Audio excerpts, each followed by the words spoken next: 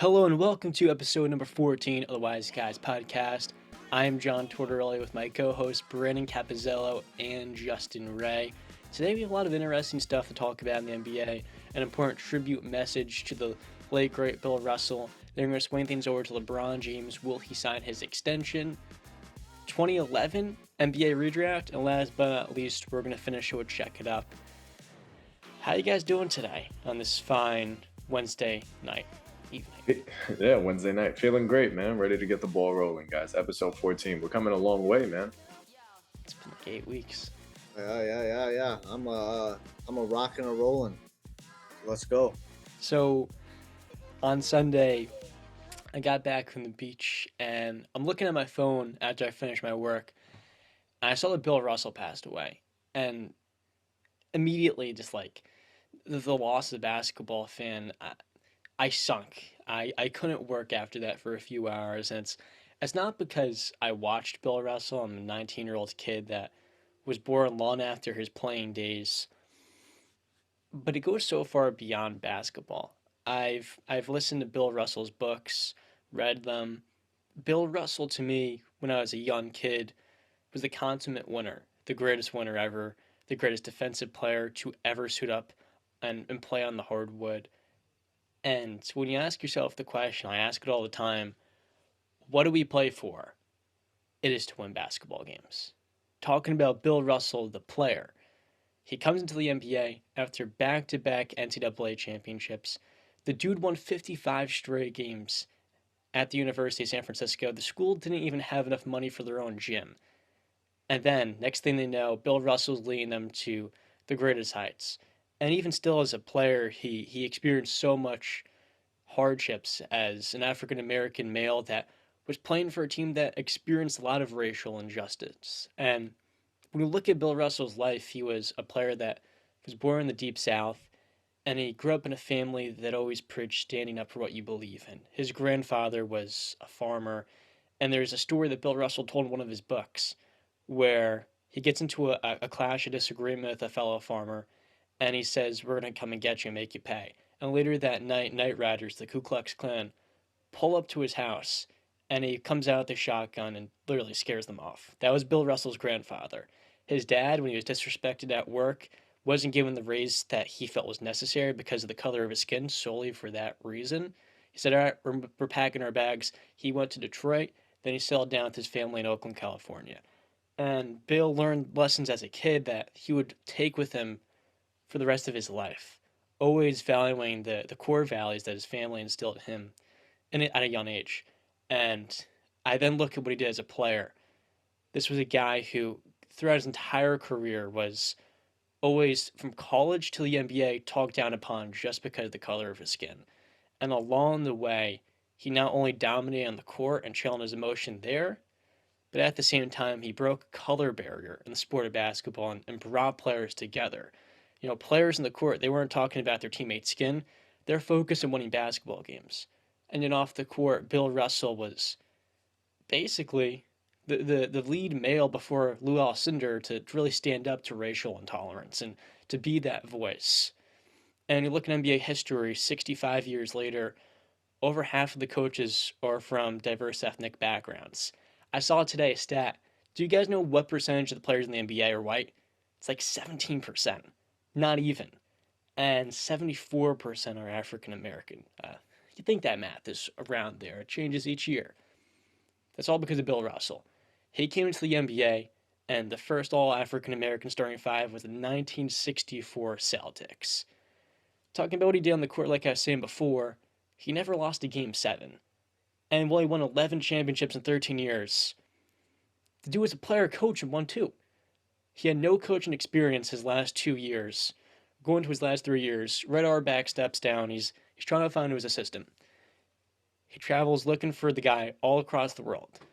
And he comes back to his player that won him his first NBA championship.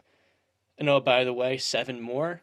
And he goes, "I really needed a coach." And Bill says, "Okay, I'll do it." Last 2 years in the NBA went back to back. When the Lakers acquired Wilt Chamberlain, paired him up with Elgin Baylor and Jerry West, those older Celtics teams didn't have the superstars and Bob Cousy, Tom Heinsohn. They had John Havlicek, who was like a bona fide All NBA player at the time.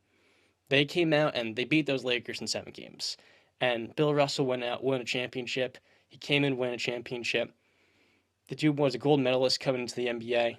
I'm out of breath. I mean, there's so much more to talk about on the court, and yet every single time we speak about him, there's no words that can serve Bill Russell justice for the standard that he set, the life that he lived and fulfilled for his family, and what he stood for. And just as not only a basketball fan, but human being, there is no player in NBA history that I respect more than Bill Russell. And I will hold that value with me to the day I die, because this was a player who, without him, the barriers we see today, where most of the league is not white, where it starts is with that man number 6 right there. And for a former player that had to share his jersey with a fellow high school classmate, he got it hung up in the rafters. He didn't even want to be there. And number 6, man, that jersey, in my opinion, it should be retired, because the facts, the folklore, that's what I thought it was as a kid, is actually real. This guy's a 11-time NBA champion, and yet that's not even half of his story. So, I mean, I get emotional talking about every single time I'm setting up these YouTube videos. It's so much harder to do it there. Just me and a camera. If you guys listening to me, but there will never be a Bill Russell again. Sure, there may be a Tim Duncan that could come somewhat close as a player, but no one in NBA history will be able to fulfill all that he meant to the NBA and the value that he provided to the entire world. So I say rest in peace, Bill Russell. To me, you are a hero in every sense of the word. And when you think of a pioneer, that man was the definition. So, man, love You that know, guy. first off, bravo, John. You couldn't have broke down a legacy of a legend any better. One thing that I'd love to point out is that, when we watch sports, it's very easy for us to look at athletes and, we only see them as that. We only see what they do on the court. But Bill Russell was just more than a basketball player, like you said, without him, all the barriers that he tore down, we're looking at a different world. We're looking at a different NBA if Bill Russell wasn't there. So I give a lot of flack to old school basketball or old style sports, and I say I don't care about it, and I don't mean it that way when I put it out like that. I do care. I care about the history and all, and I'm a big baseball fan, so I look at Jackie Robinson. So I always give my love and my respect to people like that, where they're more than athletes. They give to the world. They don't just give to the game, man. And we're just super grateful for it. So rest in peace, Bill Russell, greatest champion of all time. That right there is irrefutable. Yeah, I mean, I gotta say that was very that was beautiful, John. What you said about Bill Russell. I Thanks. mean, I echo Justin's sentiments, man. Uh, When I think of Bill Russell, I didn't get obviously none of us got the chance to or the privilege to watch him do what he does best.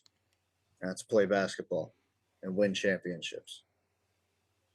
Um, I, there's not much more to say because John really went in on it, and it was very beautiful. So I'll just say he was a he was a Hall of Fame player, but even a better person. And rest in peace, Bill Russell, and thank you. The one thing I didn't talk about there was the way basketball is played today. People will disagree. I don't care. The truth is, when I look at Giannis Antetokounmpo today, and then I watch Bill Russell highlights from 70 years ago, I say everything that he was doing then revolutionized the sport into what it is today for a player like Giannis to be the force that he is. Did you guys know that coaches in the 1940s and 50s were telling players to not jump? They had to stay barefoot because they don't want you falling for jump fakes, which makes sense until you realize, oh wait, it's easier to actually challenge an opponent on offense when you jump up. That is unbelievable. And Bill Russell said, I'm gonna keep doing this jumping thing.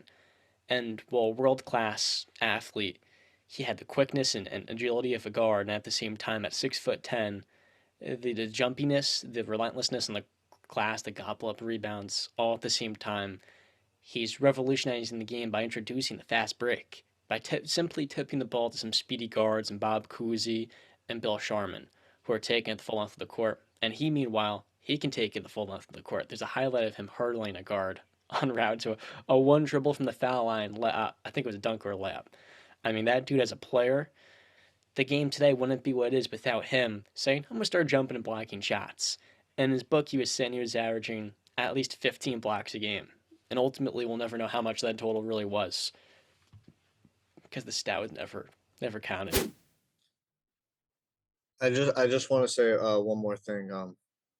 When we talk about all professional athletes across all sports, when we talk about the Mount Rushmore of which athletes impacted the world and the sport they're in, we look at the Mount Rushmore of that list. You got Muhammad Ali on there, obviously. You got Jackie Robinson, but right next to them is Bill Russell, and whoever you want to put at number four, that can be debated and argued. But those three guys, that's your Mount Rushmore of players who, um, athletes that impacted the game that they played in and the world around them. So we talked about legend and Bill Russell that we weren't able to watch play. But right now, fellas, we are watching NBA history unfold. I'm 19, like I said before. I was not able to watch MJ's final years in the NBA. But no matter how much or whether or not you like LeBron James, the fact of the matter is, this is one of the two best players in NBA history, to me. And LeBron now is 37 years old. We don't know how many years he has left in the tank. And tomorrow, August 4th, this will be posted on August 4th, so viewers will get it exactly then. LeBron is eligible for a contract extension. Now, if he doesn't sign it, doesn't mean he's gone from Lakerland per se, but for the Lakers' comfort levels with the moves that they've made with all the draft picks they've given up, and this offseason, the youth that they prioritized and injecting into this roster, it is pretty important they have the backing from LeBron. I'm here to stay. Now, you guys just got to build a better team around me. My question, we'll kick it off to you first, Justin.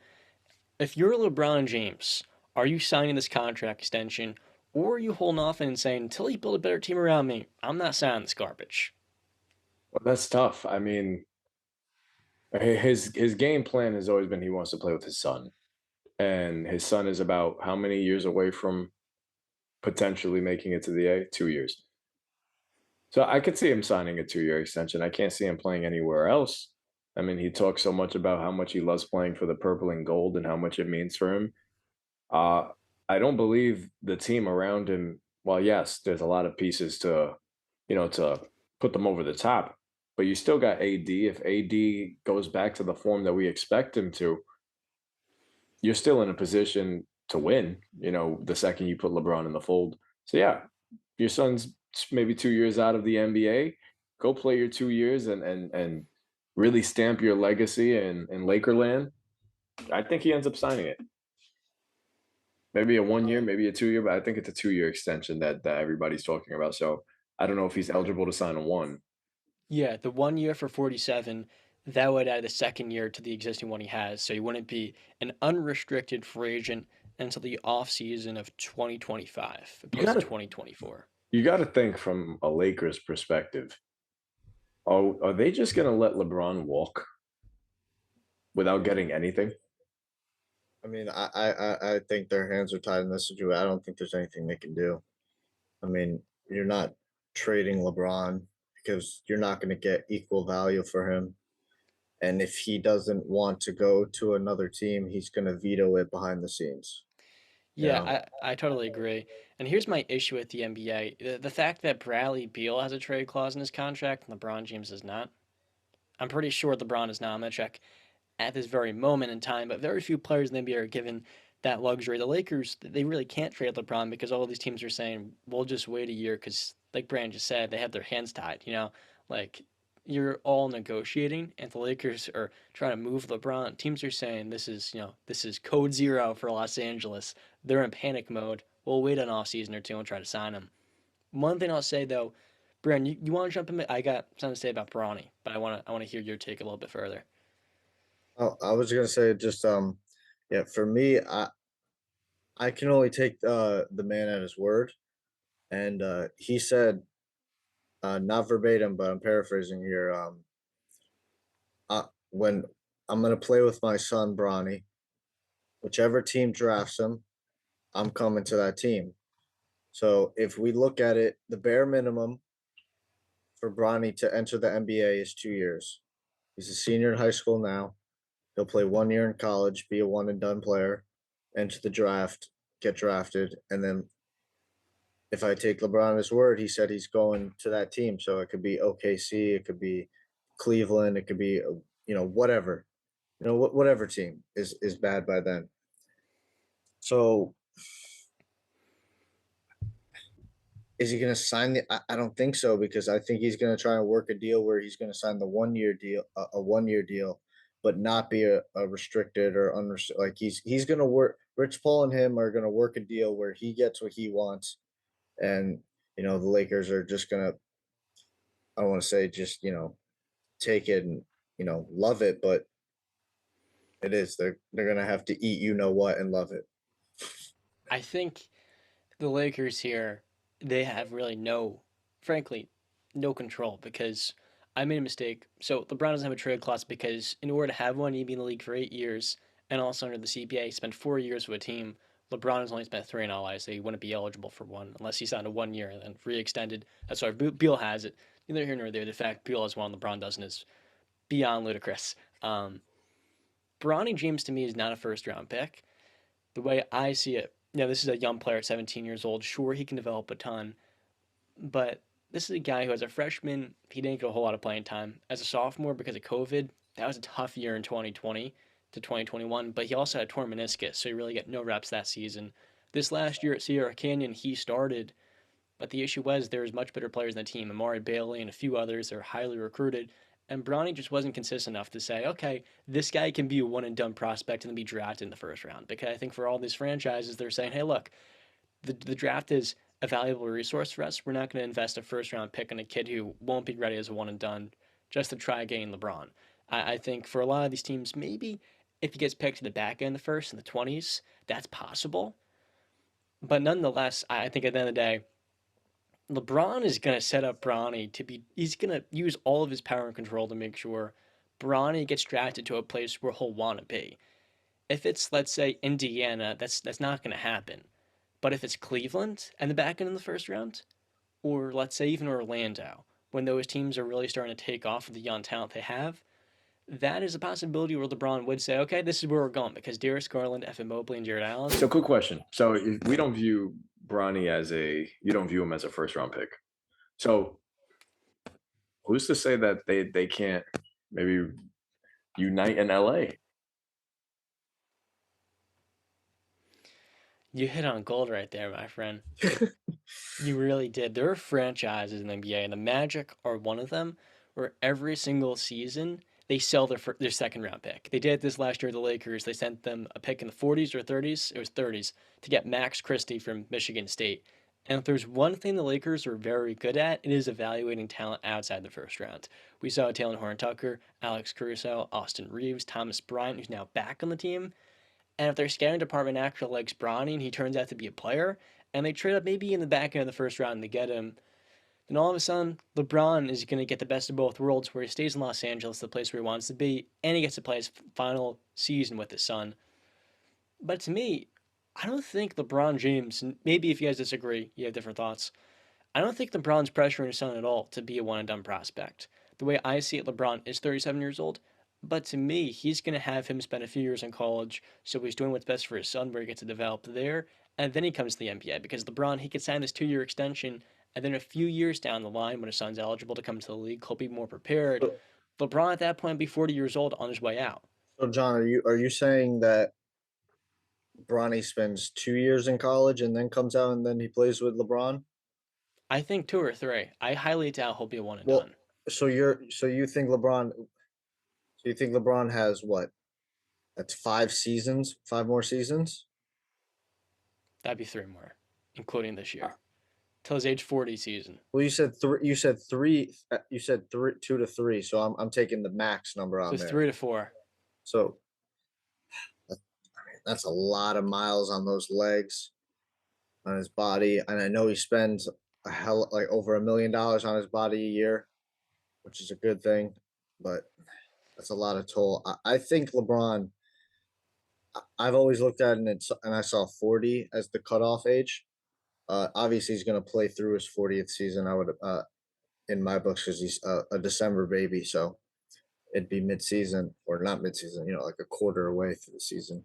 Hmm. For me, I haven't watched Bronny. I mean, he's a high school kid. It's hard to evaluate a basketball player in high school. I mean, I hear all the time nowadays, like the new style of like coaching kids is not there right now, like developing the kids at a younger age, because it's just an offensive driven, they don't really, it's I forget who I heard talk about it, but they said like they don't teach the fundamentals really anymore a lot in like the earlier stages of your basketball career. So I mean, obviously I would imagine Bronny's getting the best, coaching. He's got LeBron as his dad. He's probably got great people around him. Been So around the game his whole life. yeah, exactly. I expect Bronny to be a first round talent. I expect him to be a first. I, honestly, I'm expecting him to be the number 1 overall pick when he comes out. If I got to be honest.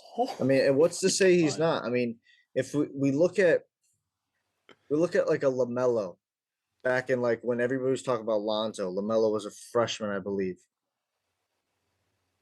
I mean, and we see where we've come now. He was a what was he, 2 overall or 3rd overall? He was the second over. No, it's Second, James Wiseman. It was the third overall pick. 3rd overall. So LaMelo was 3rd overall. Okay, top 3 overall pick for Bronny. I that's what I expect. Top 3 at least. Okay. I don't know. That a lot has to change for him to become a top 3 pick. I mean, do you guys time out? Does anybody have like his stat line? I guess for high school, like, does anybody have that in front of them? It's tough to find. I'll pull up in a second. That's what I'm saying. So, like, Here's- how are we? We're really honestly just guessing off of what we've seen on like highlight tapes and certain things, or if John probably maybe has watched a full game. I don't know. They do broadcast them on ESPN sometimes and whatnot, but we're evaluating such a small portion sample size. Yeah, Go no, ahead, Justin. okay, but my only thing is, I feel like we give him praise because of the name. Like the recognition is there because of the name, Yeah. and I'm not dissing him. I don't want to diss a teenager. I wish him nothing but the best. So I don't want to. I'm not taking a knock at him, but I'm saying I don't hear much about his game as much as I hear more about him teaming up with his dad. But I'm not hearing about, yo, this guy's stealing the show in high school right now. He's looking like a top 10, top 5 recruit. And correct me if I'm wrong, but I don't believe he's top 10 in his class. He's 39th. I just Yeah. checked Rattles.com. So for us to assume that he's going to be a top 5, let alone even a top 10 pick, a lot has to go right in college, and he has big expectations. He has a ton of pressure because of the name that he carries as well. We assume that this guy's going to be a top flight talent, but his dad was one of a kind. Those people don't grow on trees, you know? It just doesn't happen. So I can't sit here right now and be like, yeah, Bronny is gonna be a top 3 pick. Sure, yeah, a lot can happen. I won't doubt it. But I will agree with you that more often than not, when we go through the history of all professional sports, um, the kids don't really pan out.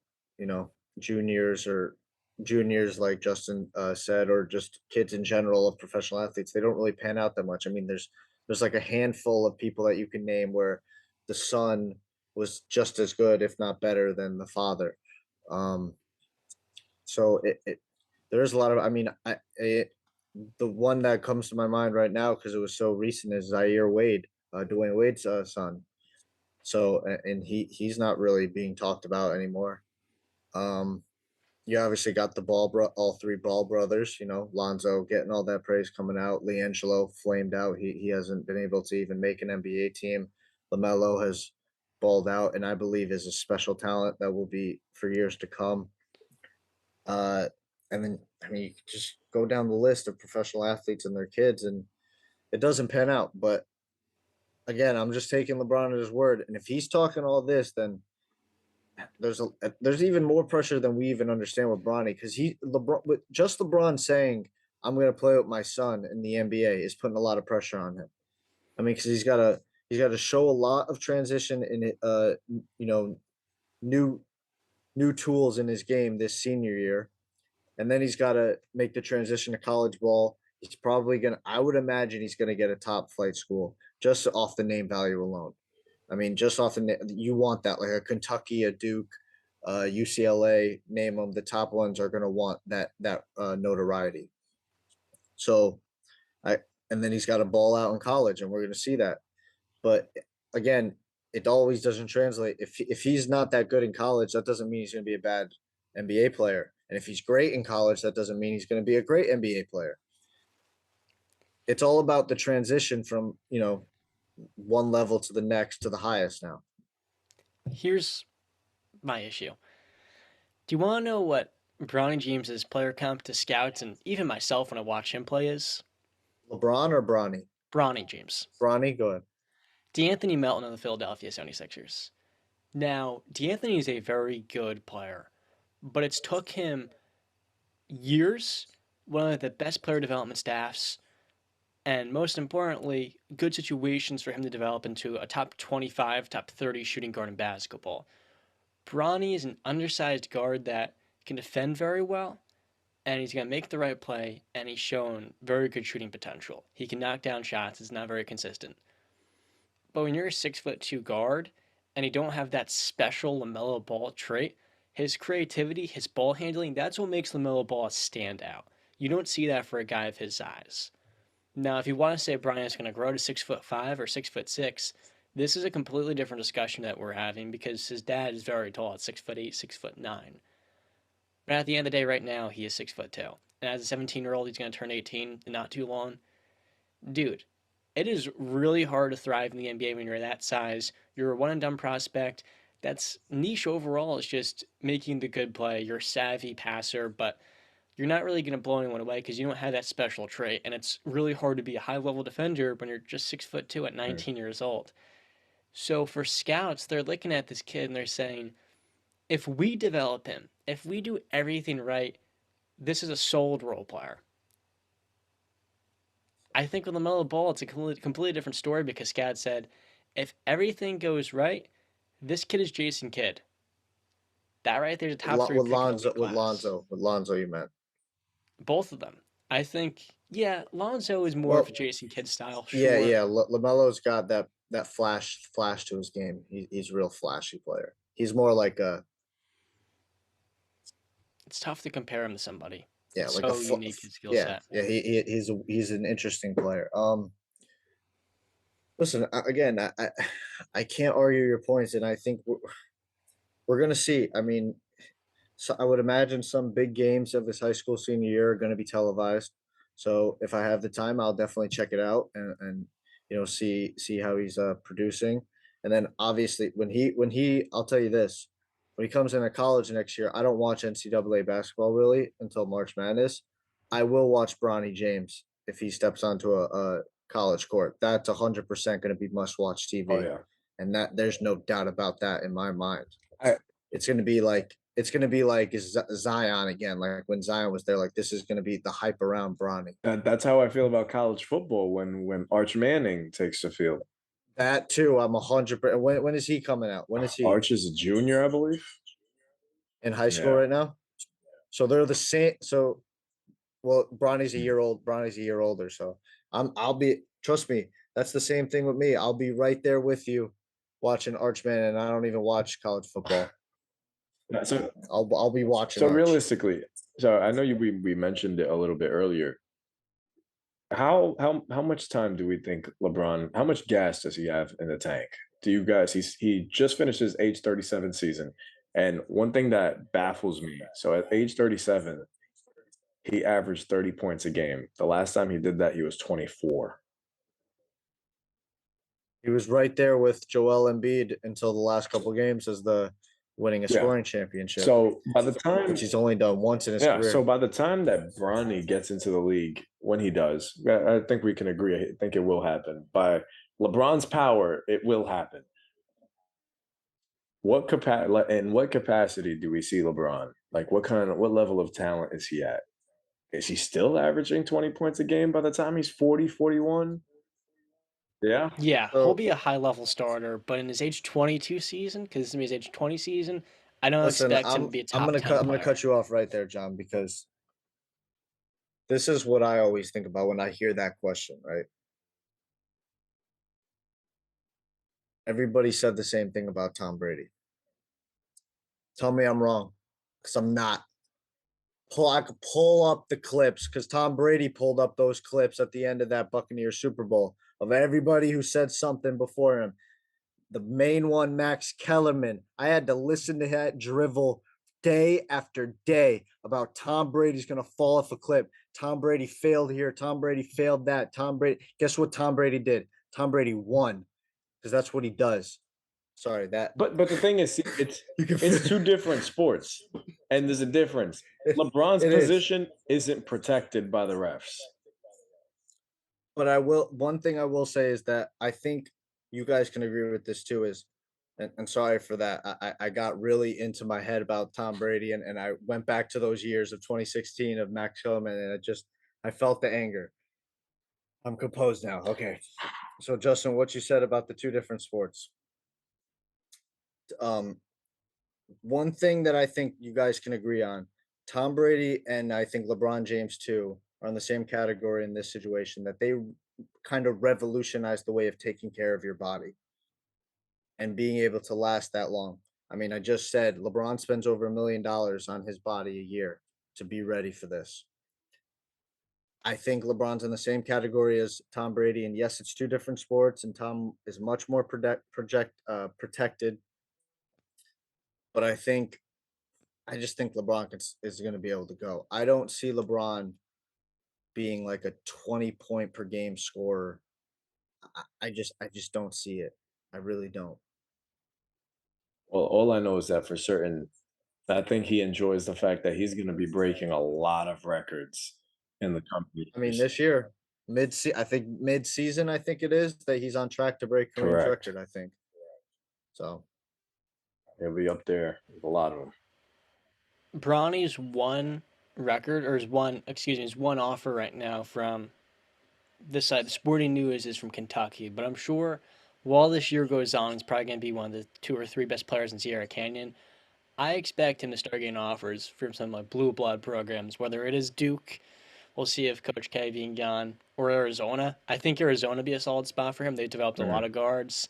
Josh Christopher didn't have the best development, but I think if Benedict Mathurin and Dalen Terry went to this last year's draft, I think Arizona would be pretty cool for him.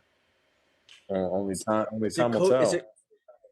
is it Coach K that LeBron has the utmost respect for in college basketball coaches? I think it's Coach K, right? Yeah, I mean him, Yeah. So Kobe, all I those guys that play with I him for Team I USA. think if Coach K was still at Duke, I think Duke would probably be the shoe in. Um, I would probably favor Kentucky right now because of John Calipari and the legacy that he's been able to lay out for the last decade plus. Can you name a Kentucky guard that's missed outside of Harrison Twins? Outside of them, I mean they were second rounders. Yeah, no. So yeah, I think Kentucky is would be my favorite right now. Yep. Though they do have guards that notoriously underperform there, whether it be Tyrese Maxey, Ty Washington. The other one, obviously, Devin Booker, who was the sixth man. So, I mean, there are two sides to it. They don't play up the standard there, then they go to the NBA and they do. So, And I just want a quick yes or no. So do you think that, or you know what? Give me this because Bronny's not done growing. I think listen, I didn't do well in school, but I think they males stop growing at what 21 is it? I thought it was think 25. Okay, whatever. Exactly. I don't. Maybe we're both wrong. But I don't Regardless, know. I wouldn't know. I stopped growing in 8th grade. So what height do you think Bronny is going to end at? He's 6'2", 6'3" right now, probably with shoes on. You're Mute, John. Justin, I would say 6'4". 6'4". So you only think he's gonna grow 2 inches? Yeah, he's already 18. I think they're gonna grow to 21. That concept, I don't think you're really gonna grow a whole lot more than like 2 or 3 inches at that age. I think for him, Braun, he grew to 6'6", 6'7" as a senior in high school. Maybe he grew 1 inch in that. Like, I don't see him having a massive growth spurt the way LaMelo did. That's the way I look at it. What about you, I'd say the Justin? same, 6'4", but maybe 6'5". I would say more around 6'5", 6'6". Wow, that's yeah, 6'5". I'm That would be a solid 3 inch growth spurt if And he that's got to with six shoes on too. six. That's with shoes on too. I'm considering shoes. So that's gonna add like about an inch. So I think he's got the genes for it. He does. Bryce is. I saw a couple videos of Bryce, his other son, playing ball. Well, kid looks pretty good. I think he's better from what I've seen. It's little stuff. I mean, it's mostly highlight tapes and just, but you can tell with those high school players, this kid has it, whether it be the burst, the dribble combinations and what have you. I think both of them though are going to be. I think Bryce, if he wants to play in the NBA, I think they both can, just because they had the feel and the Mhm. intangibles that LeBron has in terms of being around the game their entire lives, and they're gonna have the size and athleticism. So Anyways, we went to a lot of places, but all in all, LeBron will be wearing a Laker jersey, I think, for the next 2 years. I don't. I'm not buying I it, think dude. you know what? No, Where I was else? saying I was going to disagree with that. I don't disagree with that. Cleveland, If he, I'm Cleveland. done with the I Cleveland disagree. show. I'm done.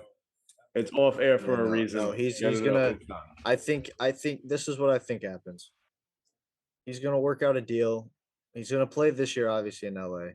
He's gonna work out a deal where he gets a 1 year extension, and then he's gonna be able to be an unrestricted free agent. So he'll play the 2023-24 season in LA, and then after that for 24-25 season, he's gonna join whatever team drafts Bronny.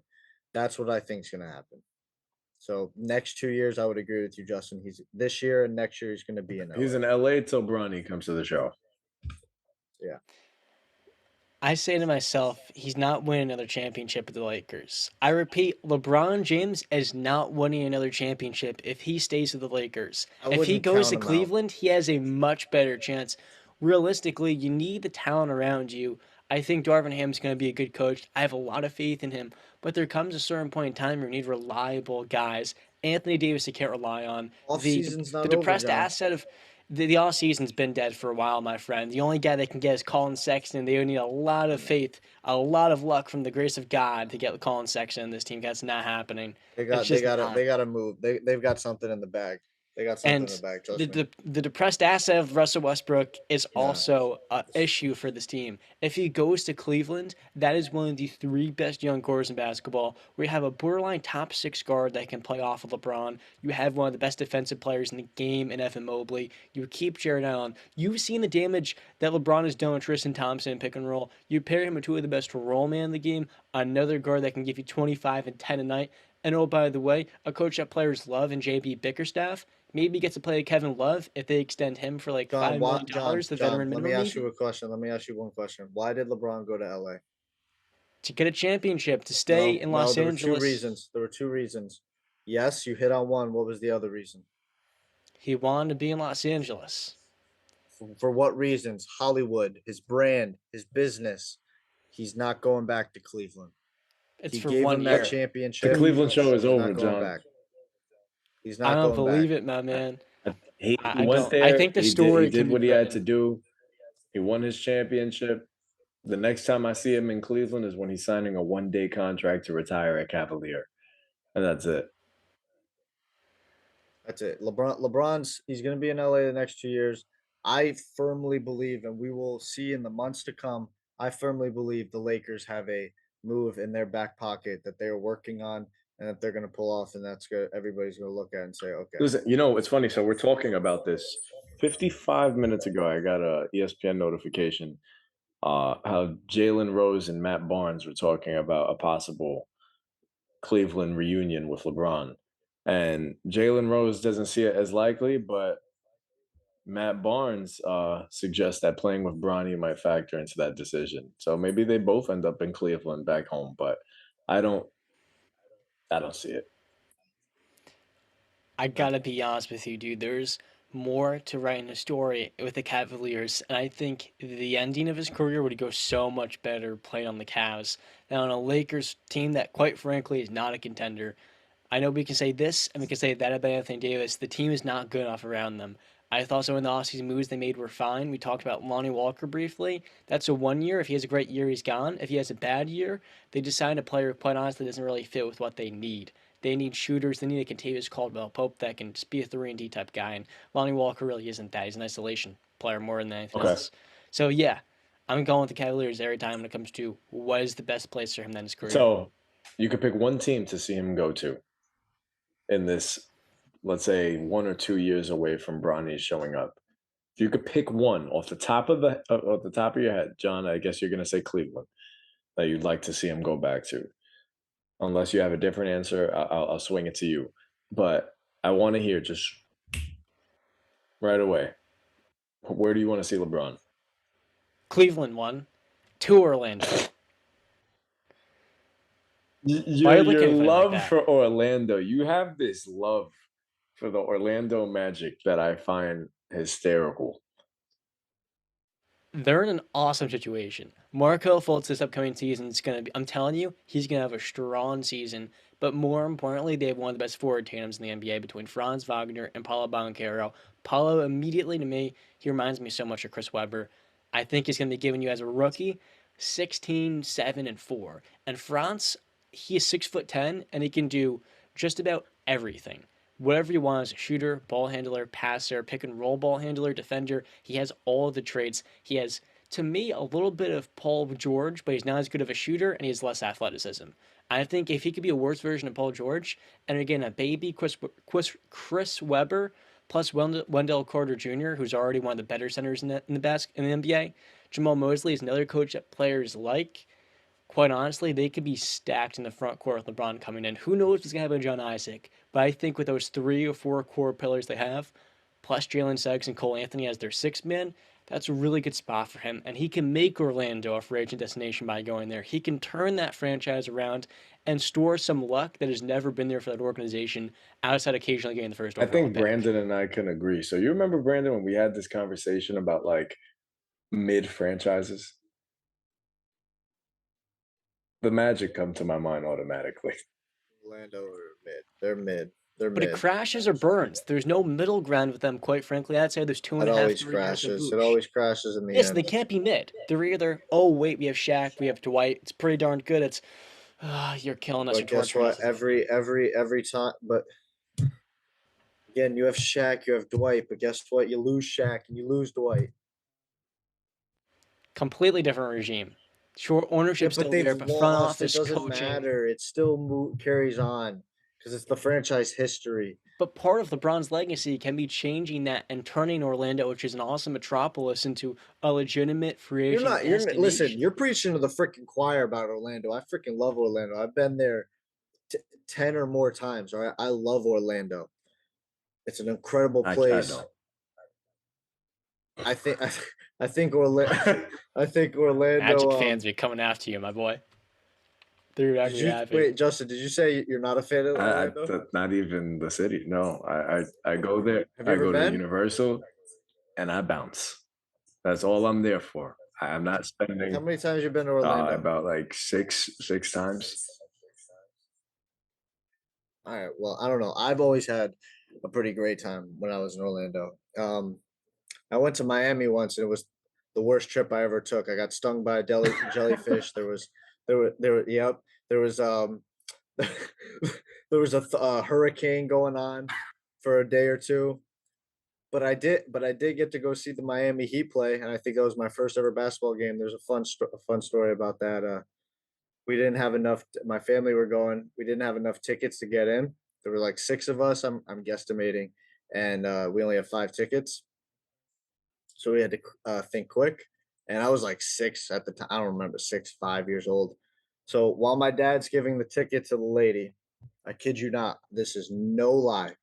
I'm behind him, and he's taking the ticket like this, and I'm behind him, and he's just scooching,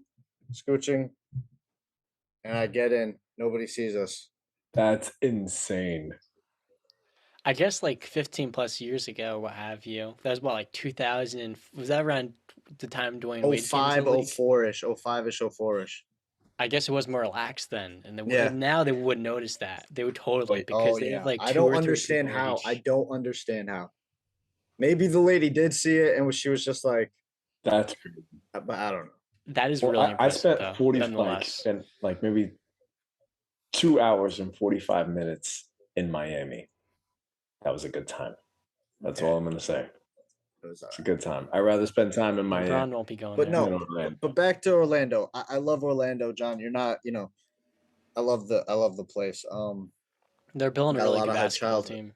Yeah, not a good basketball team though. I love the logo. The logo's dope as hell.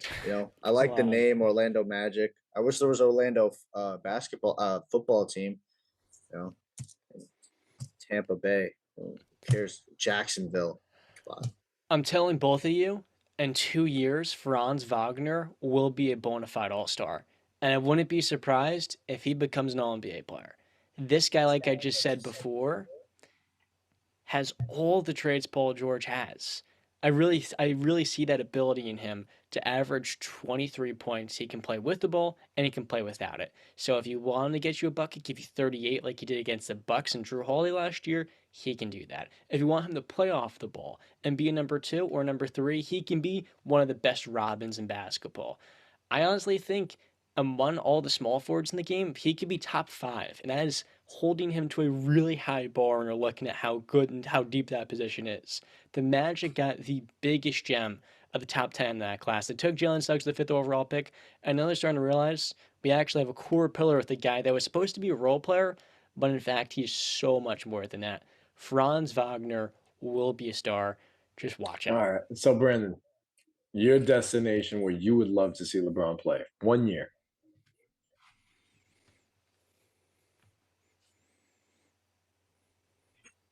Coming back to Miami. I was gonna say that, but I'm not gonna troll you guys. Because I don't. Yeah, no, I don't see it. Because I would have to. I'm putting into like realistically, because it's got to be one of the worst teams in the NBA, right? No. What do you mean? Because they've got to draft Bronny. No, I'm saying 1 He's year. not going to be If a he's lotto going to sign a pick. 1 year deal somewhere. Oh, if he's leaving LA after Yeah. this year. Oh boy.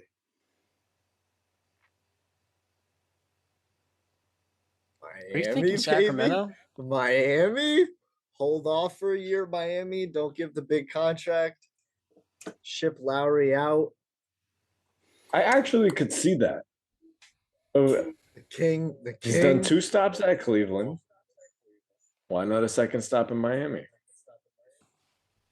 Let's go, baby. He's not going to New York. And so by default, that's the biggest market outside of Los yo. Angeles. And the Hey, best yo. basketball team, honestly. Repeat it again. I'm taking my talents to South Beach, baby. I could see it.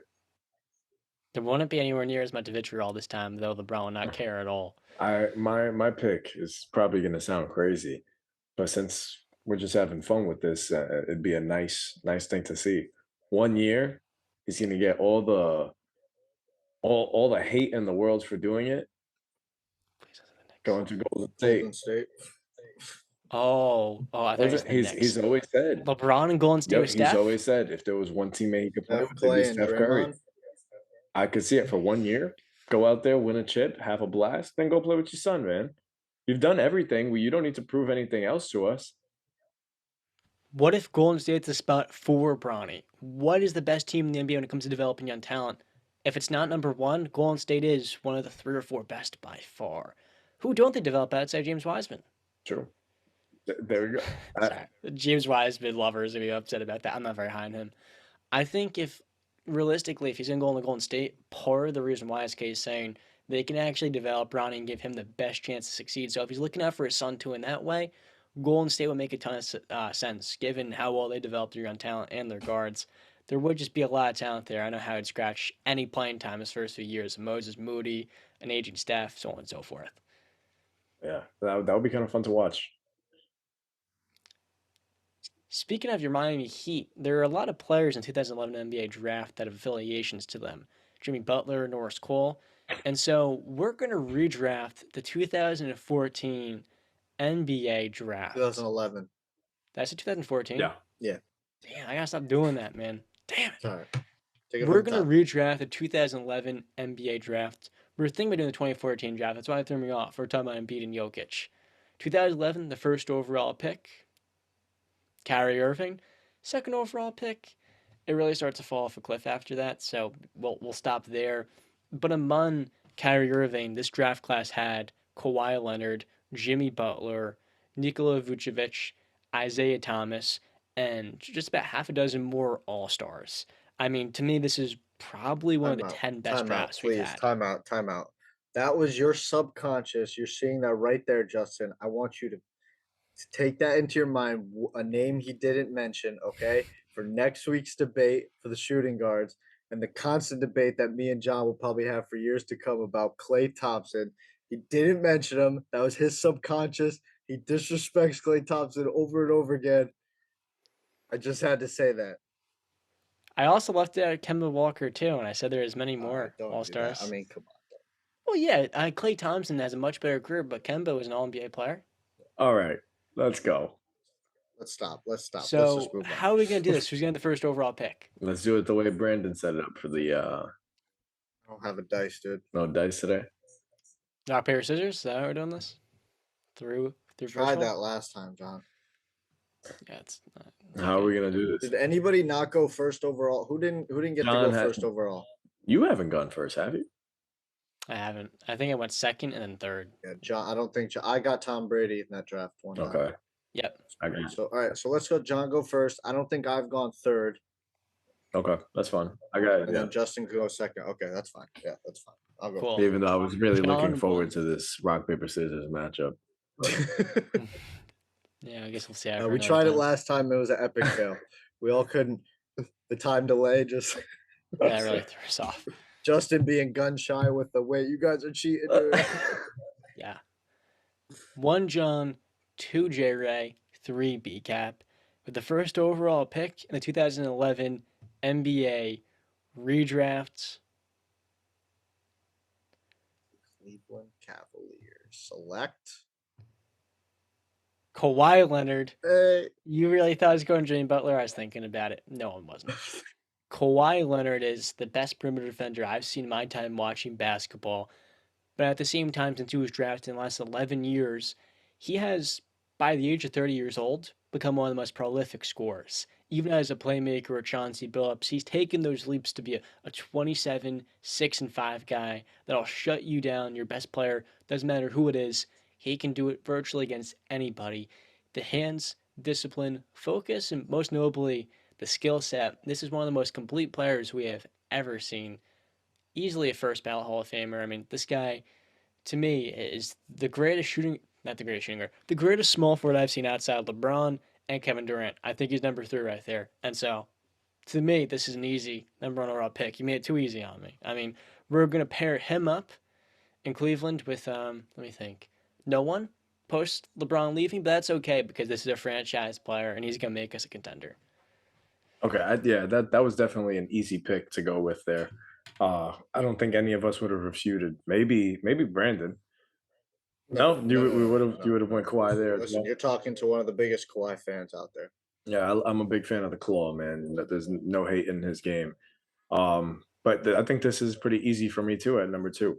I need somebody that's not going to play just half the games. So I'm going to go for my second overall pick. This man was drafted 30th in this round in this year's in the 2011 draft. So I'm going to roll with Jimmy Buckets, man. How could you not? I think when the guy came in the league, I still remember when he came into the league, all he was known for was his defense. The guy couldn't score a bucket. I believe he averaged almost 3 points a game in his rookie season and then upgraded up to 8. And then the next thing you know, 13. And then since then, he's been almost a constant 20 points per game scorer. He's not only one of the best defenders, 5-time all defense in the league, but he's a lethal scorer and can take over a game at any second. I know when we first started this podcast, I was giving a lot of love to Jason Tatum, and I put Jason Tatum over Jimmy in my rankings. But Jimmy Buckets is one of the more talented, well-rounded NBA players today, and I'll say it right now, he's a surefire Hall of Famer in the future as well.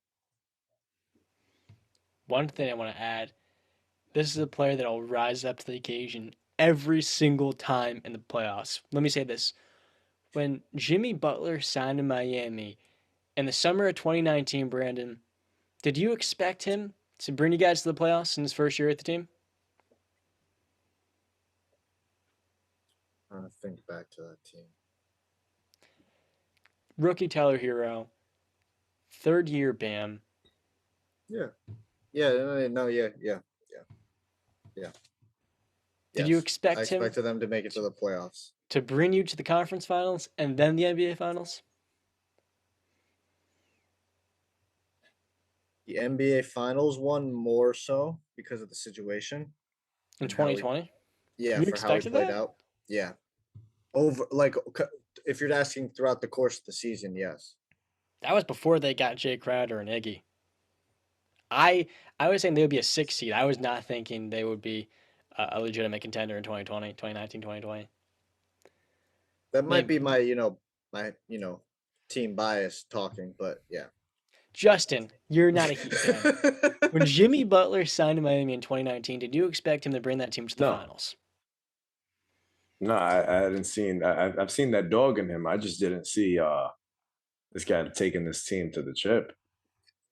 Let's remember he was criticized because Philadelphia couldn't get over the hump. And remember Kawhi Leonard, my guy, he may not play over 40 games, but in the playoffs, Jimmy couldn't guard him. So I'll take that over.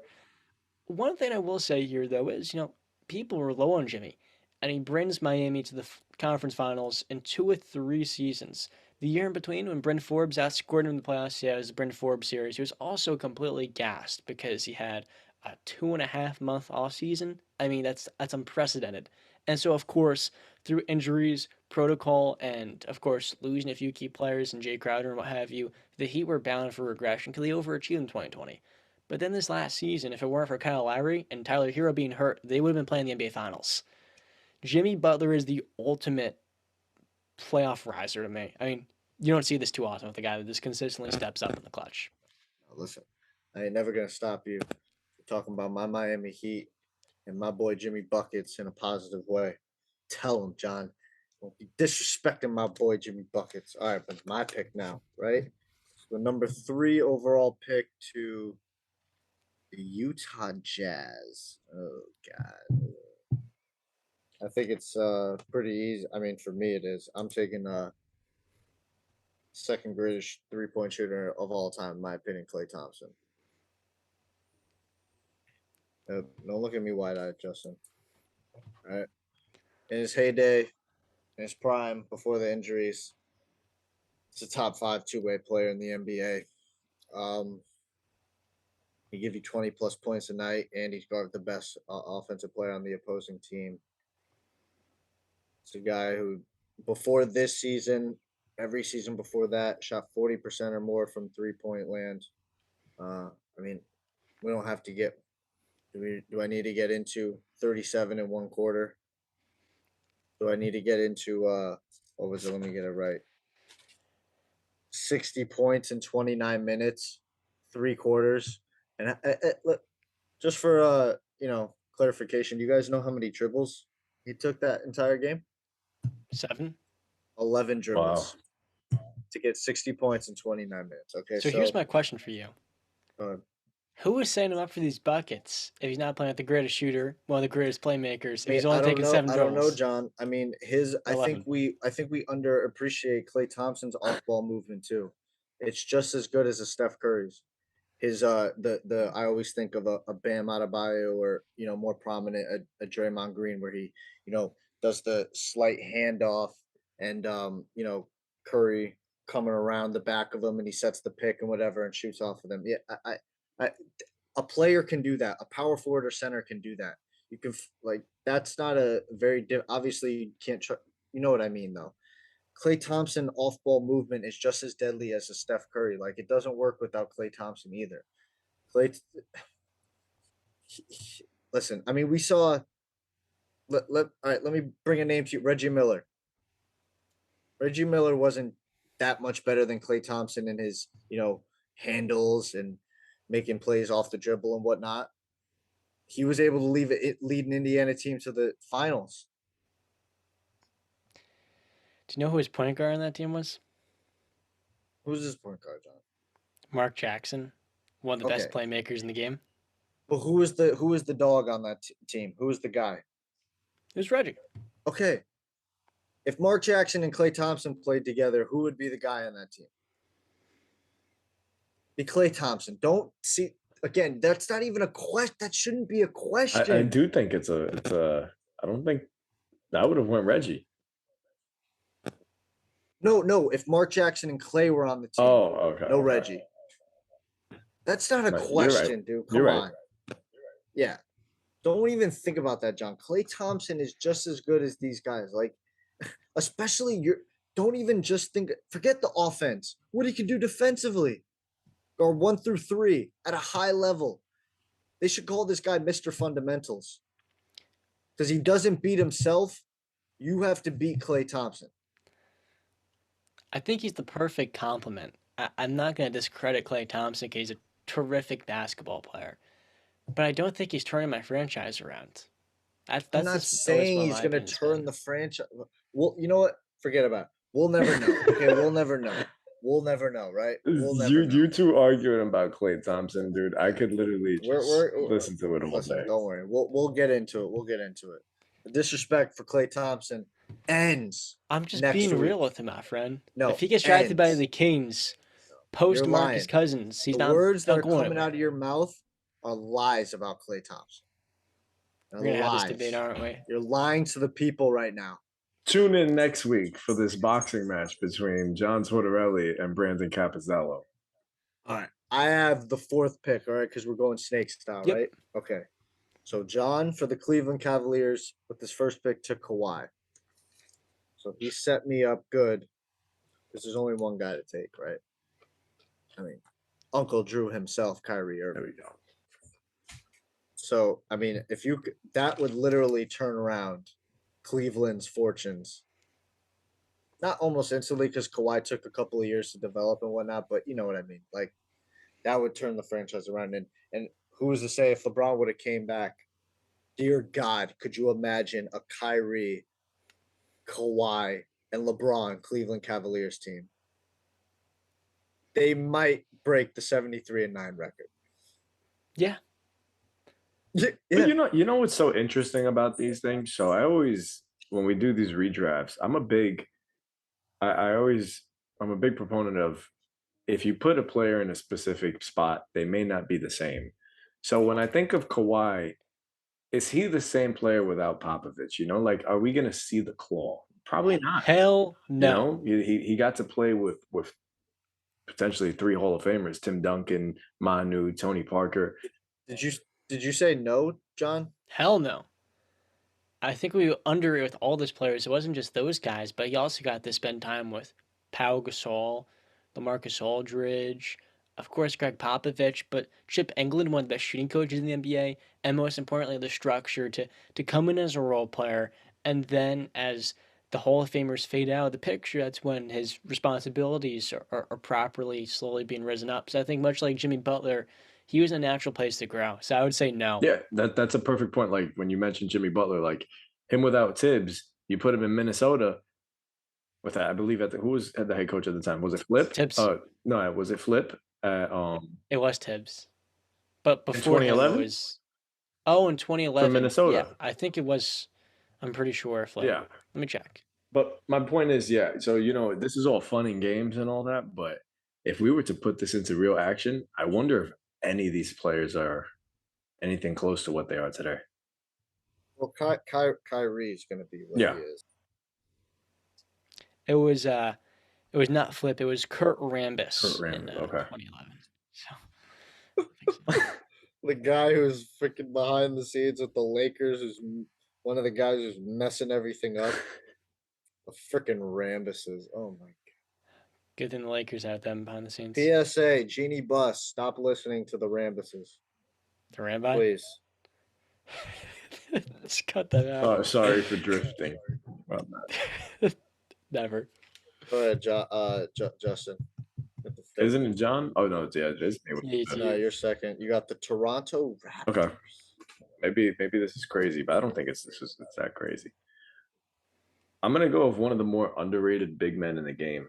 I feel like we look at Embiid, we look at Jokic, uh, and it's they could pass, they could score with ease, they score with grace, I'd say.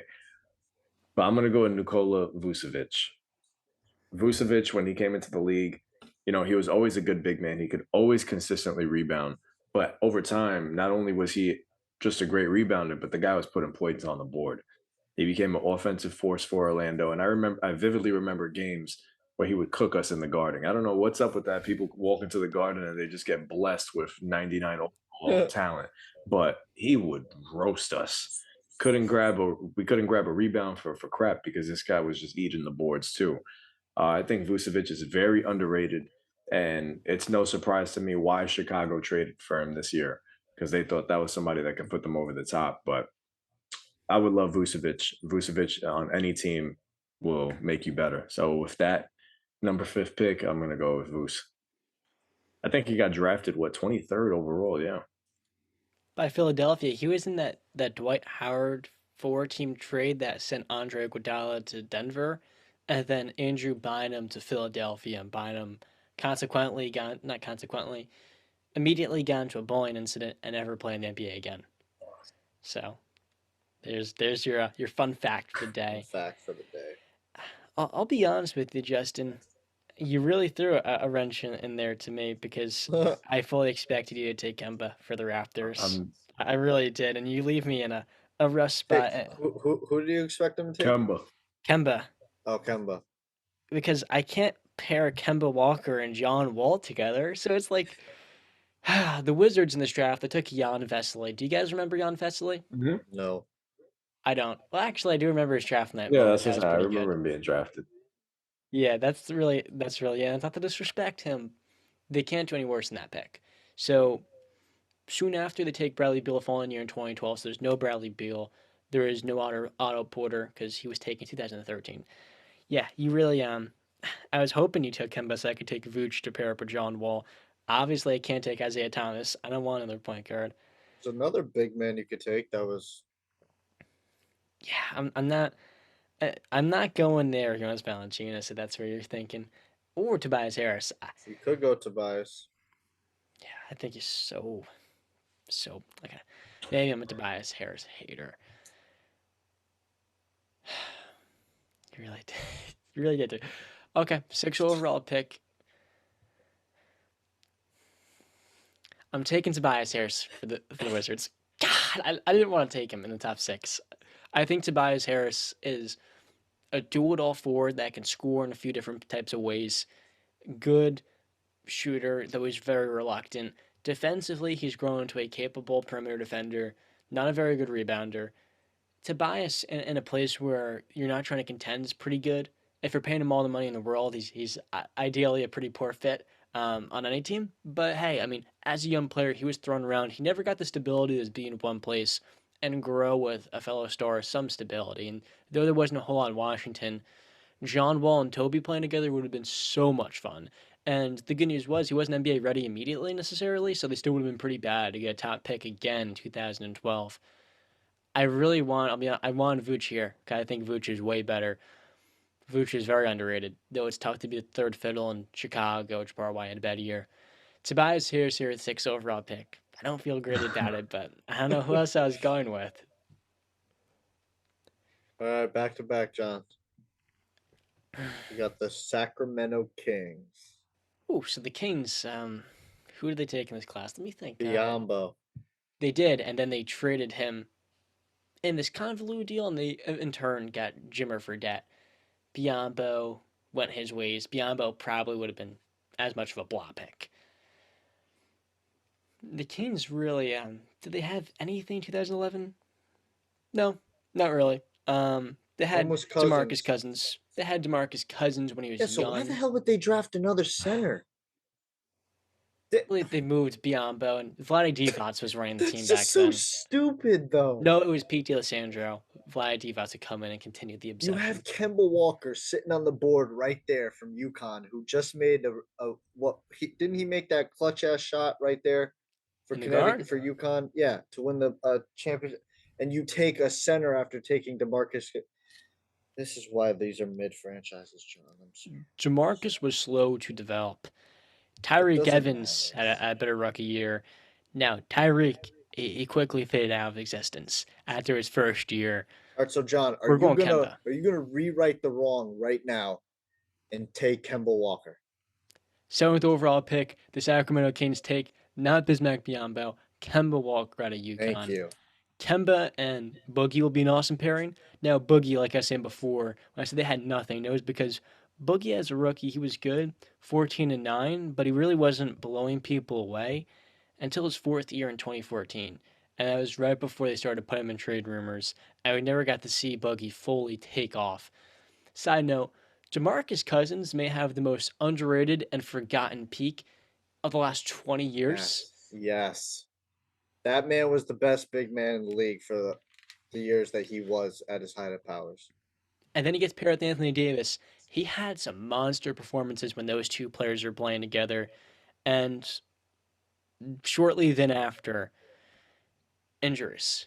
One after another. The meniscus, the torn ACL, the dude can never catch a break. And Achilles, I think, too. he was just 26, 27 years old.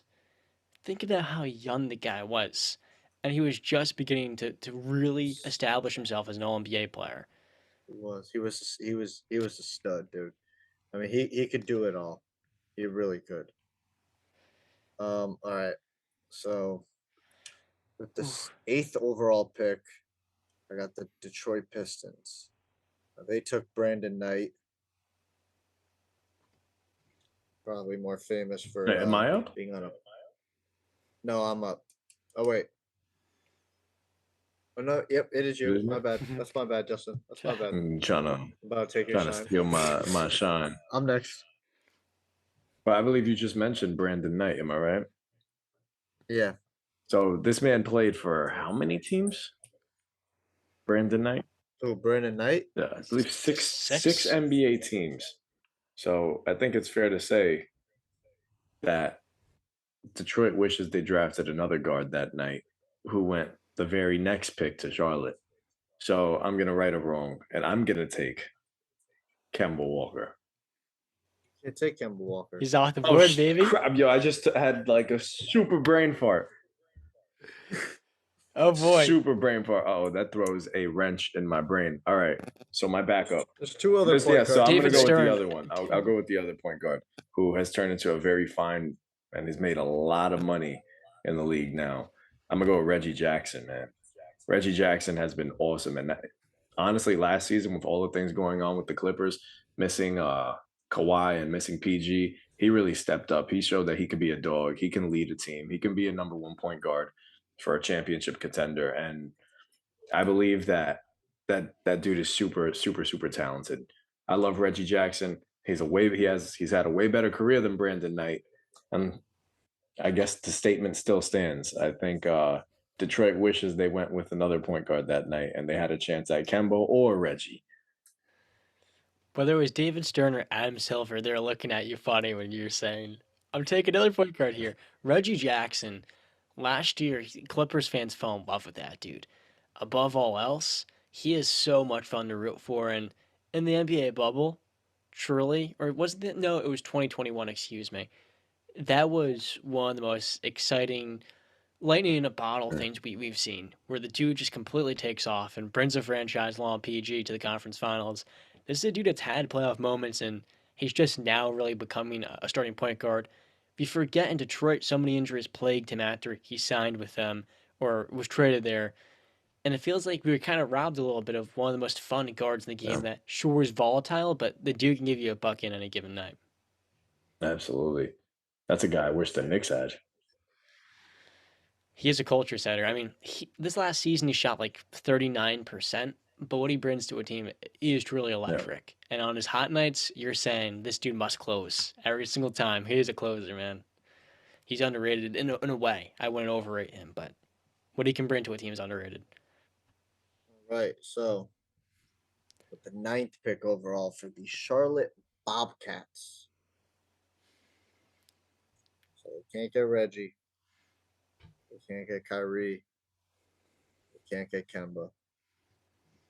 So they're gonna take the last pick in the NBA draft of this year. Of that year, IT Isaiah Thomas. Now I know the sample size is pretty short before the injury fell off, had him falling off, but this is a guy who averaged 29 points first season,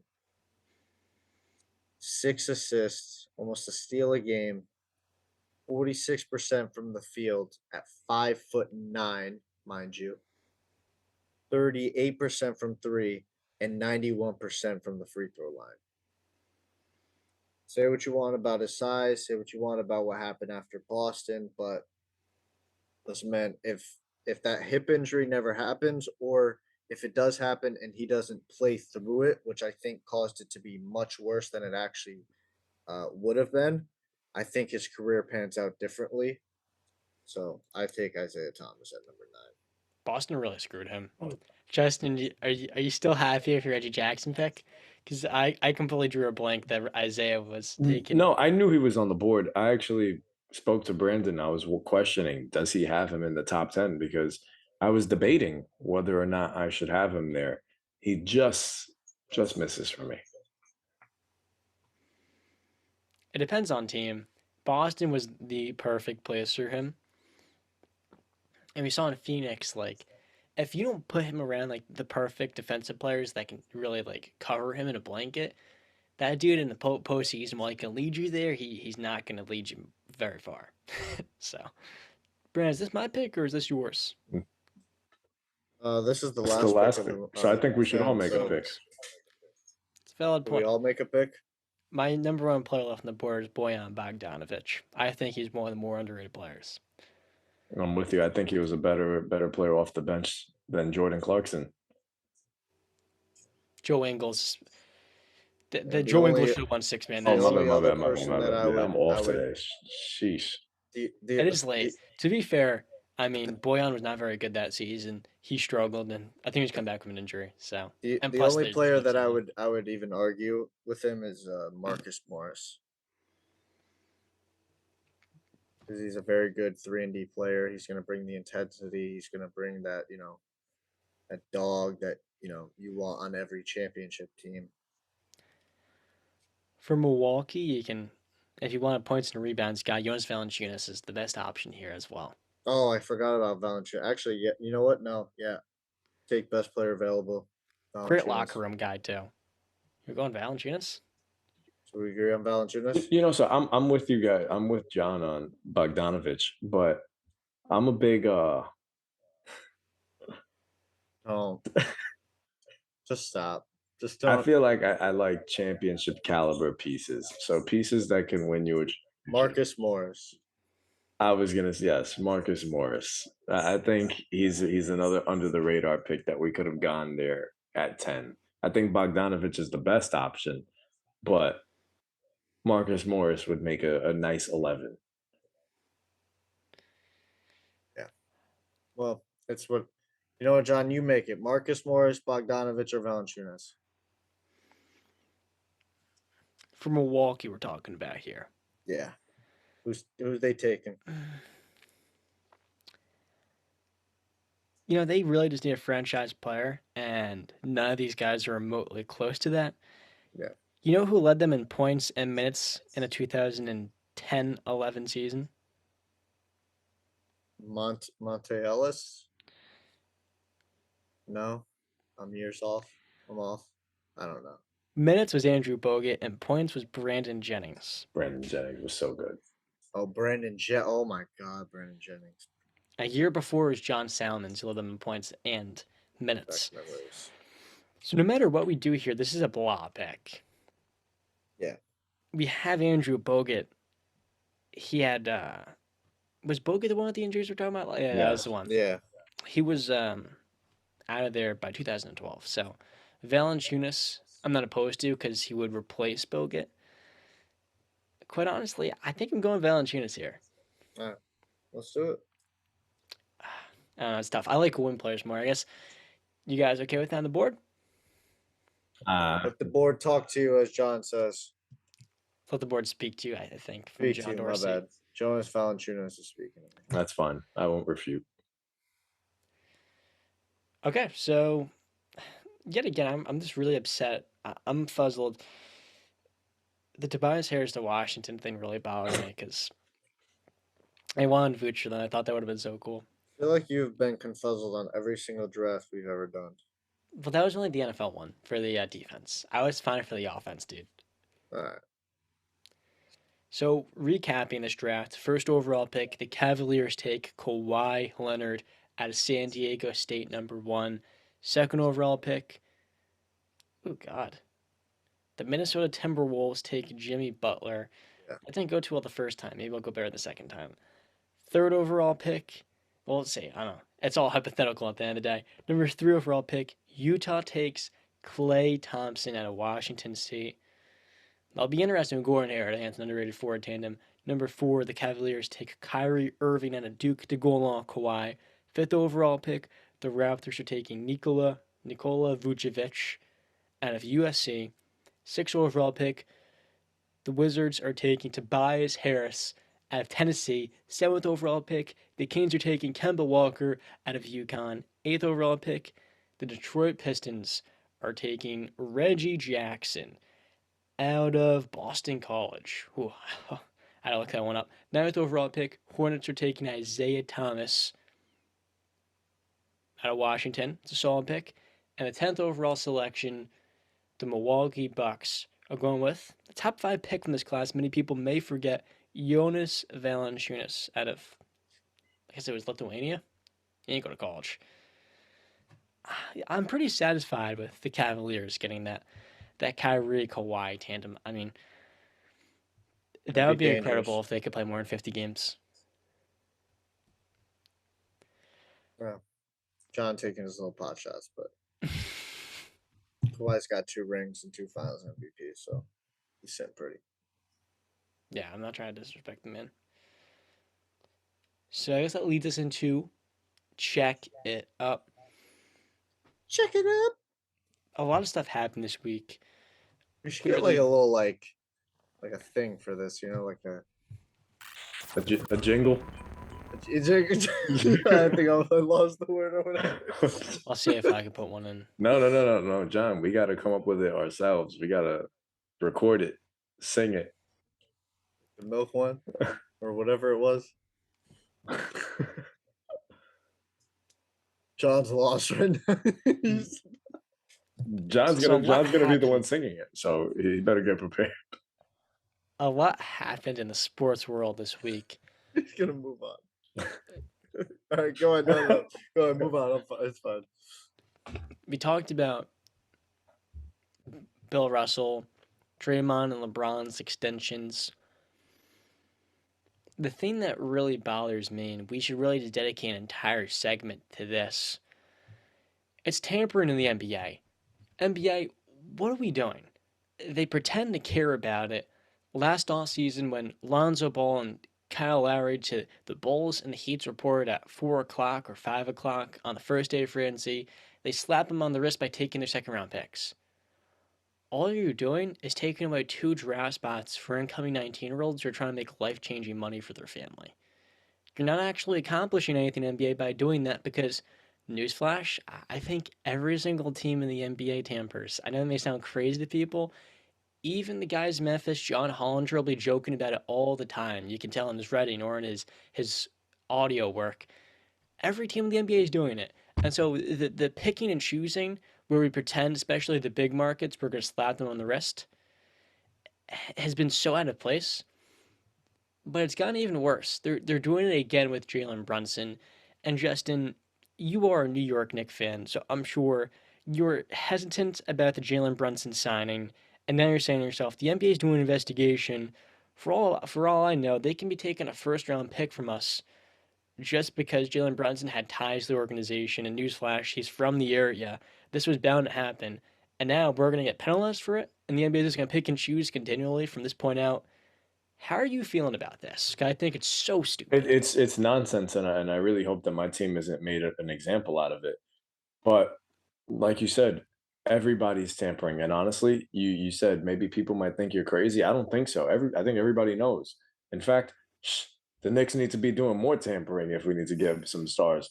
But it's been happening for the longest. It happens in all sports. Players are talking to players. GMs are talking to GMs. Not everybody knows what's done in the dark. It's it's the nature of sports. It's been going on for years. Then nothing has changed. So I think they're just trying to shine a light on it. I think it's a bit stupid. Just let things be. The NBA is not broken. You don't need to fix it. I mean, I'm just gonna when John messaged us both about this. I'm just gonna read what I texted back to him. I'm gonna bleep a word out there, but I just simply said, "Tampering is a joke. Everybody effing tampers in every walk of life. Every walk of life. Every business, every sports agency, sports franchise, Hollywood, everybody freaking tampers. Everybody's talking to everybody. This is a joke. This is so stupid. How are you going to know what two players or two coaches or a coach and a player or a GM mixed in there, whatever, are doing at their own personal homes when they're talking, having wine or dinner or whatever? You're not going to know that. It's just, it's ridiculous. I mean, we just saw it in the NFL. We just saw it in the NFL with the Dolphins. They got a slap on the wrist for tanking and tampering. One first round pick, a $1.5 million fine, which is pennies on the dollar for the owner Stephen Ross, and he's suspended for 7 weeks. What? That first round pick, though, Yeah, but they have another first round pick. They've got two. that's still, that is a heavy hit. That's a heavy price, man. It, eh. When you have another one, you really are just like, okay, we're back at square one. Yeah, but It's you just not. lost half of. That's not. Here's Listen, if you're gonna act like this is this terrible thing that attacks the integrity of the game, then lay it. Then, as The Rock says, lay the smackdown on a team. But you're not going to. So shut up and what? And now there's legal tampering. Like what is this? What are we doing here? This I was is about to ask you guys, what is tampering? What constitutes tampering? Like, is tampering just this? talking to somebody while they have an existing contract, I guess, about their future. They It's have so annoying. these. It's stupid because if I have a teammate on or a friend of mine on another team, I'm like, hey, bud, I think you look nice in this uniform. That's tampering. Come on, man. It's a friendly. People can't just have a friendly conversation. No, it's really just stupid to me. It really is. Now, Philadelphia is also being investigated. I mentioned that because James Harden took less money, $33 million, probably getting shady back deals by Fanatics along the way because Michael Rubin, the former owner, stepped down conveniently right when James Harden is due for an extension. Yes, it's probably all a little bit. He's getting the money through different channels, but it's so. Why are we pretending to care about this? Like, no one really cares. The fans are not going to be upset about it. They like this because more player movement makes the game more exciting. The fans are getting more in tune. I think for the most part, maybe the older audience may not love it, but like our audience, I love seeing player movement. And to kind of discourage it with these stupid rules, for many people, it's going to turn them away from the NBA. Like I said before, they're taking away draft picks. Now you have guys going undrafted that should be drafted.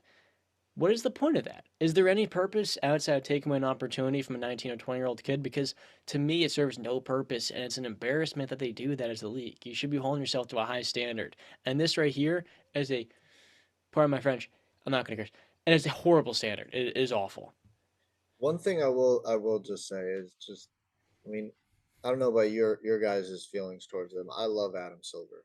I think he's the best commissioner in all of sports right now. Every league. I think he's the best. I think he's the most forward thinking. I think he's the most player friendly. And the like tightrope that he has to walk with balancing the player's happiness and the owner's happiness is incredible. This one, I think he's missing the boat on this one because tampering is just there's nothing there. It's nothing there. It's a joke and not a good one at that. I'm with you. It is stupid. It's been happening for years. I laugh at it because they know it's been happening for years. Why are you shining a line on it now? Why now? And here's the thing I'll say. Everybody's talking about James Harden taking less money so he could sign in Philadelphia. That is great for organization. But Chris Paul last year in Phoenix took a deal where there was such little guaranteed money and the Suns could cut ties after 2 years basically and have no repercussions. And not a single soul is talking about that. And no one was honoring Chris Paul for doing that. But when James Harden does it, just because that money's more guaranteed, we're going to applaud him. I feel like there should be a double standard there. It's ridiculous to me that people are making a big deal out of this. And like I said last year, no one cared about CP doing this. I That's a side note, by the way. I mean, I know. with the I James Harden just stuff. it's stupid. The integrity of the game. All right. But The one we're if gonna, well, we're gonna, let's. I don't want to get into it. I do want to, ask Justin if because I have something, I guess you would say positive. So do you want to end this show on a more somber note with your stuff, or do you want me to go first? Or do you want me to go last? Which one do you want? yes, I actually have like two things that I like to mention. But I'll keep one. hit the nail on Okay, the if you head. want to go ahead, you got your You hit turn. the somber note or the heavy one Yeah, first. I'll talk about a trade because I'm watching a game right now. I'm watching the Padres play some baseball right now, and not too long ago we spoke about the trade deadline, and it has passed, and the big domino has fallen. Juan Soto was traded to the San Diego Padres. The Padres dealt some of their biggest prospects to Washington, and in turn they get one of the most exciting and probably top five player in the game today. It is absolutely incredible that this is going down. I love chaos in sports. Like you said, I love player movement. I live for this stuff. It's incredible. But there's one thing I'd like to highlight. I saw something on Instagram the other day of people talking about the best trios in baseball. And they just threw this trio of Tatis, Soto, and Machado, and they said, this is easily, not even close, the number one trio in baseball. And while they're very good and going to be great for many, many years, I'd like to say that that might be very, very disrespectful to a team that's in their division. The LA Dodgers are carrying two former MVPs in their lineup in Mookie Betts and Freddie Freeman. And then, yeah, I don't believe Fernando Tatis is the best shortstop in baseball. He hasn't earned that. Trey Turner, though, on the other hand, he is. So the best trio in baseball is in LA. There's no debate. That's not a debate. I will tell you right now. I can't even say San Diego's number two on the list. They'll get there, and this is game one today. I'm watching it right now. But the LA Dodgers trio of those two former MVPs, coupled with Trey Turner, who's an MVP candidate this year, also. Come on, you miss me with that. I thought you were hitting us with the Angels at first with Otani, Mike Trout. I was like, who's the third No, there? because I was they, like, because they don't win, so I can't even put them in there. yeah, they had Jared Walsh who was an All-Star last season. I don't know how good he The is. Angels could have a fantastic trio if Anthony Rendon goes back to his old form, which he was with the Washington Nationals. Now, if I saw that, then you're looking at three perennial MVP candidates on one squad. You know, there's a lot of teams that you could look at that have an amazing three that can rival them. Now, the one thing that you look at with San Diego, they're young, so it's probably going to be the more sustainable trio, but I'm sorry. You look at the Dodgers, man. There's no beating that top three. Really, no. What's up with all of these players being former Nationals? Rendon, Trey Turner, and of course Josh Bell was also in Hmm. that. Josh Bell's really good. He was the Pirates' best player at first Yeah, base, he's a very and good player. I look at the there's Washington Nationals and their fall from grace is insane. Brandon, I know you're not a big baseball fan, but you mentioned something with the Orlando Magic about them not being able to hold on to their players. The Washington Nationals had Bryce Harper, Anthony Rendon, Juan Soto, Max Scherzer, Trey Turner. They're all gone. They're all gone. And instead, you get stuck with a bad contract in Steven Strasburg and a terrible contract in Patrick Corbin. It's it's very sad, honestly. They were probably the best team with that talent. Obviously, you can't keep everybody, but they definitely had the talent to win multiple World Series. Just maybe one was good enough for the moment.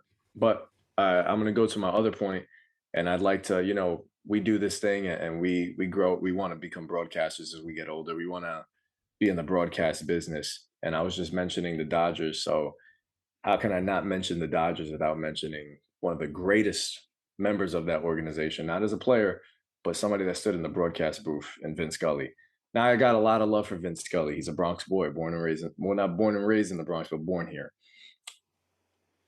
He's been calling games, or he'd been calling games for almost over 7 decades, calling Dodger games. He's called games where Jackie Robinson was on the field, to Sandy Koufax, to Kirk Gibson, to Clayton Kershaw. I want to be an MLB broadcaster. I'm 24 years old, but that is my dream. And growing up, I always loved to pick little tidbits from every broadcaster that I've seen. I have the privilege of almost every day to be able to listen to John Sterling and his little quirkiness, his corniness with the names that he has and nicknames for everybody. But when you listen to Vin Scully, he calls games with such grace. It was almost like it was poetic every time you listen to a Dodger game. And he is truly a voice of baseball. And every broadcaster that you hear today has taken a little something from him, whether that be a Michael Kay that I listen to all the time, or a Bob Costas, or Joe Buck. Everybody has picked something up from Vin Scully. I vividly remember from these videos. I love to watch old school baseball videos. And when Hank Aaron hit his 715th home run, there's a story that Vin Scully got up from the booth, went to the back, took his headphones off, and poured himself a cup of coffee, came back, and the crowd was still roaring. He did a great job of knowing how to let the moment just take over. And if you ever go back to watch that 715th home run, there's just he's not on the mic, and you just hear this crowd. It's so beautiful. One of the greatest records in baseball is broken by one of the most, probably the greatest baseball player of all time, in Hank Aaron. And Vin Scully just let the moment live. You know, it's so cool. Now I look back at it, I'm thinking at the greatest player ever was in the box that night, and the greatest broadcaster ever was in the booth that night. Vin Scully will always be remembered. There's a reason why when you drive up to Dodger Stadium, the avenue isn't named by all the legendary players that played there. It's named after him. It's Vin Scully Avenue. R.I.P. Vin, one of the greatest to ever do it. Everybody that has been there and everybody that's going to come after you, we all learned something from you. We're all students of the game because of Vin Scully. yeah, I feel like you hit the nail on the head. I feel like he was so great at what he did. People growing up now, they're trying to emulate a certain broadcaster, and I feel like so many people try to emulate Vin Scully, and there never ever be someone a broadcaster close to what he was for so long, from Brooklyn to Los Angeles, man. Go back and I know, Brandon, you're not a big baseball fan, but he had this amazing call in the World Series. It was Dodgers versus Oakland. Kirk Gibson, all-star player for the Dodgers at the time. He was injured. Comes up to the plate in Game 1 of the World Series. He wasn't in the starting lineup. Came up to pinch hit, and he comes in and he hits the big home run in the game. And Vin Scully delivered this line, and I don't want to botch it, but I believe he says, in a season that has been so improbable, the impossible has happened while Kirk Gibson is limping around the bases, pumping his arms while he crosses home plate. It's honestly one of the greatest baseball moments of all time. And if you go through a bunch of baseball highlights, you're gonna hear Vin Scully's voice on half of them. Yeah, I mean, I'll just say it's lovely words from Justin. I can't say really much on Vin Scully because, like Justin alluded to, I'm not really a baseball fan, but I can appreciate and understand greatness. And from all the legends I hear talk, all the baseball and sports historians talk, former players, current players, name them all. They all have the utmost respect for one Vince Scully. So rest in peace, Vince Scully. So I want to transition to a more lighter note. So, John, you said that you're probably going to try and have this episode out for Tomorrow morning, the 4th. August 4th. Yep.